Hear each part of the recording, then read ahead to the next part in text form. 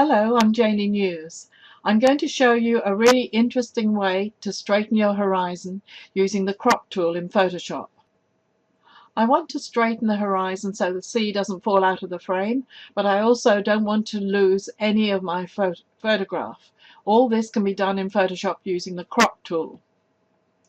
This is the result you'll get. With no loss of image, the shadow under the boat is complete and your horizon is straight. This method of straightening a horizon is extremely versatile within the crop tool. You'll be quite surprised at what it can do. So I start with the crop tool in the left-hand toolbar here. The top option is crop tool. Under the top toolbar you have options for the tool. I'm going to choose unconstrained. You can crop to any ratio, or you can keep it at the original, but because I'm going to recompose later on, I'm going to use unconstrained. Here's the straighten tool on the crop toolbar, and I'm going to draw a line on the current crooked horizon. I have options here to view a superimposed grid of rule of thirds, diagonal, triangle, all sorts, but I'm going to just use grid to use the straightening tool. My cursor changes to a plus with a little picture of the straighten tool. I'm going to click on the left hand where the horizon starts and just go straight across to the right hand and click and let go. As you can see, the grid is there. What's going to happen in this particular image, I'm going to crop off a bit of the shadow if I crop now.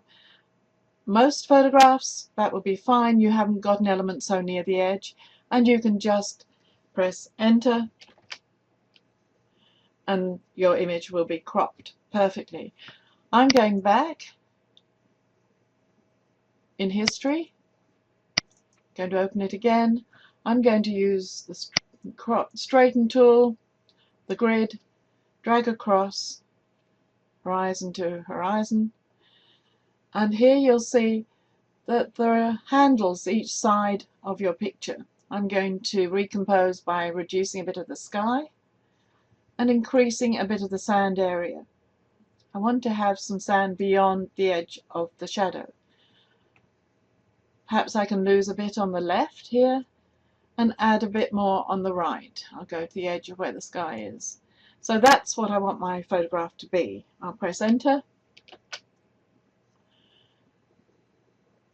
and you'll see that there's an empty area denoted by little grey and white squares.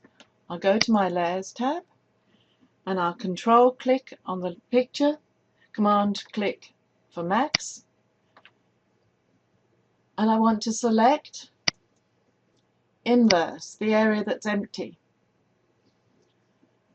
If I fill with content aware fill with just, I'll show you, edit, fill, content aware,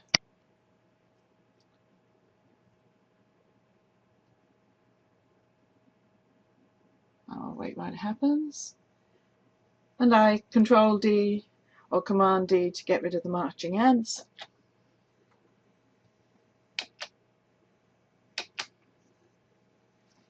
What's happened, if you zoom in, I think you will find that you've just got a bit of a line where the edge of the fill has happened.